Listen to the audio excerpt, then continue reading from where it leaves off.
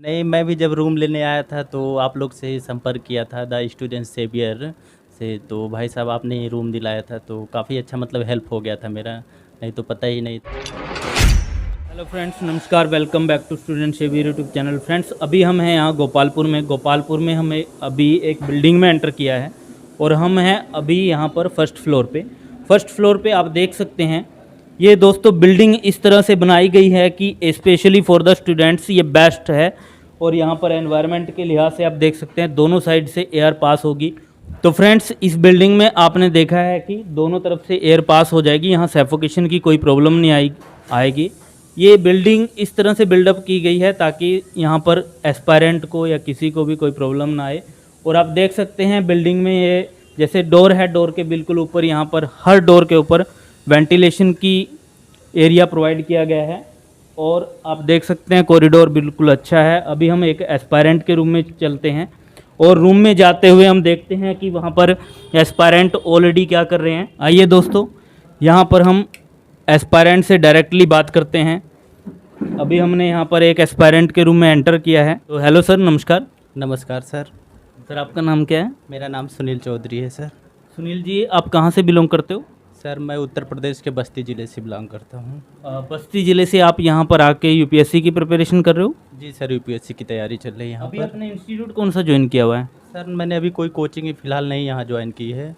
मैंने इलाहाबाद तैयारी की थी, सारा सब्जेक्ट इंडिविजुअल वहाँ पर किया था। तो यहाँ मेरा सेल्फ स्टडी चल रहा है वैसे। अच्छा, इलाहाबाद में आपने कितना टाइम लगाया लगभग? इलाहाबाद में सर लगभग मैं वही बीए के साथ कोचिंग कर रहा था, लगभग में 3 साल लगा है पूरा कोर्स करने में। लगभग 3 साल आपने बीए भी की है और साथ के साथ अपने प्रिपरेशन भी किया है। साथ में क्लास भी चल रही थी सर। तो उसके बाद यहाँ पर आके आप सेल्फ स्टडी कर रहे हैं। अभी आप, मैं देख पा रहा हूँ कि आपने यहाँ पर किचन का सेटअप भी साथ में रखा है और आप खुद कुकिंग करते हैं, खुद यहाँ पर सेल्फ स्टडी करते हैं। तो टाइम कैसे मैनेज कर पाते हैं आप? सर सुबह खाना बना लेता हूँ, बहुत बनाने में लगता है 1-1.5 घंटा खाना बनाने में लगता है। और शाम को भी सेम वही टाइम लगता है। और खाना बनाने में ऐसा नहीं है कि पूरा टाइम उसी में ही चला जाता है, उसी में इंटरटेनमेंट भी, मनोरंजन भी हो सकता है। और कोई ऐसा नहीं कि 24 घंटा पढ़ाई ही कर पाता है। तो खाना बनाने का मतलब उसमें इंटरटेनमेंट हो जाता है, न्यूज़ व्यूज़ सुन लेते हैं, उसी में टाइम मैनेज हो जाता है। उसके बाद जो टाइम बचता है पढ़ना ही सब कुछ है। अभी आप, मैं देख पा रहा हूँ कि एक बहुत छोटा सा रूम है। पहले इस रूम के रिगार्डिंग अगर बात करें तो कितना रेंट है इस रूम का? सर शुरुआत में जब आया था तो इसका रेंट 2500 था, फिलहाल इस समय बढ़ाकर 3000 कर दिए हैं। 3000 बिजली है। हाँ, ये लगभग पूरे गोपालपुर एरिया में 500 रुपये बढ़ा दिए गए हैं। अभी हर जगह रेंट जिसका 2500 था उसका 3000 हो चुका है। ये आपने ठीक चीज़ मेंशन की है। और अगर हम देखते हैं इस रूम का इनको 3000 रुपये पे करना पड़ रहा है। तो 3000 तो रूम का हो गया, और यहाँ पर खाने खर्चे का ओवरऑल टोटल खर्चा कितना आ सर जाता है? मिला के सर लगभग में 8000 में हो जाता है एक मंथ। 8000 में हो जाता है। कोचिंग की कहीं ऑनलाइन ज़रूरत पड़ी तो उसका अलग से चार्ज देना पड़ता है। तो जो कुछ एस्पायरेंट ऐसे होते हैं कि विलेजर जी, आपको पता है हमारा ज़्यादातर भारत गांव में बसा हुआ है।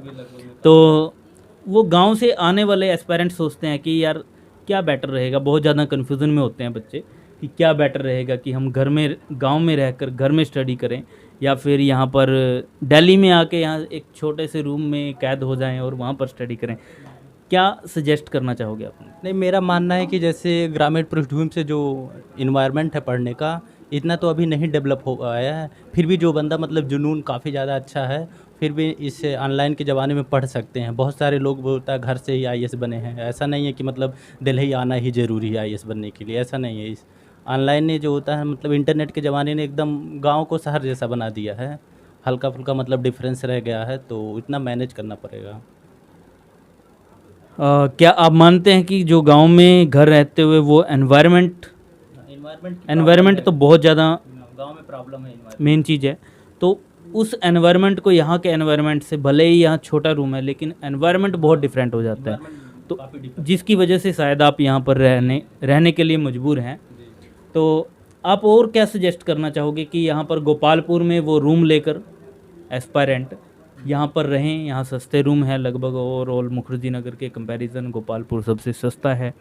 तो यहाँ रूम लेकर वो रहें, उसके लिए सजेस्ट क्या करना चाहोगे? एक बार डिटेल में। सर मेरा मानना, जैसे मैं जब शुरुआत में नवंबर में आया था यहाँ दिल्ली, अभी मेरा 1 साल नहीं हुआ है, तो मैं नेहरू विहार में रह रहा था। तो वहाँ मेरा मतलब सिंगल ही रह रहा था, पूरा रेंट 8-5 हज़ार था, और उसे मिला के 12-13 हज़ार पहुँच जा रहा था।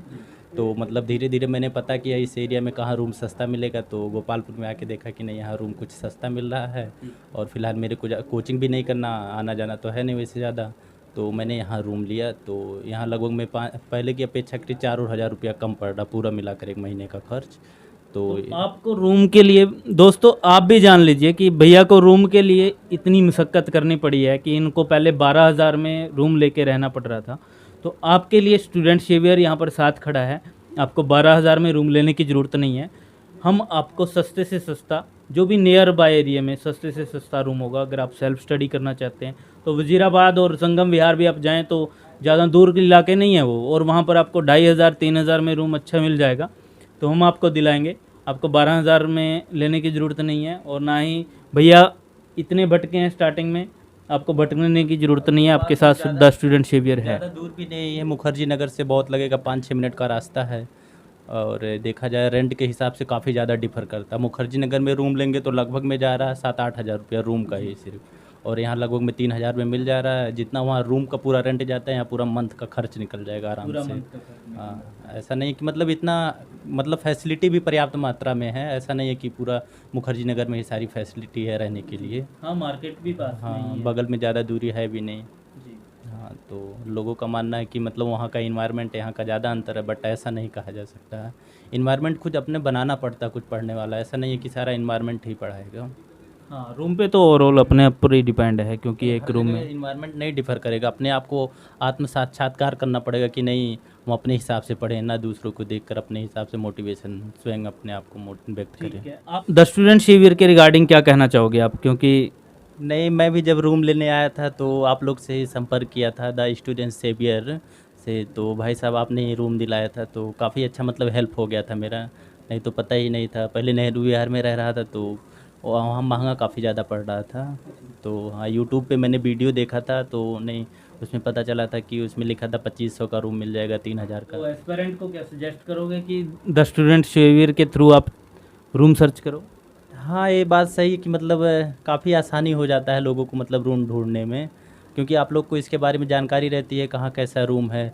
तो मेरा मानना है कि जो भी मतलब लोग आ रहे हैं वो पढ़ने के लिए है, तैयारी करने के लिए, तो आप लोग से संपर्क ज़रूर करें क्योंकि रूम खोजने में काफ़ी ज़्यादा सहूलियत होती है।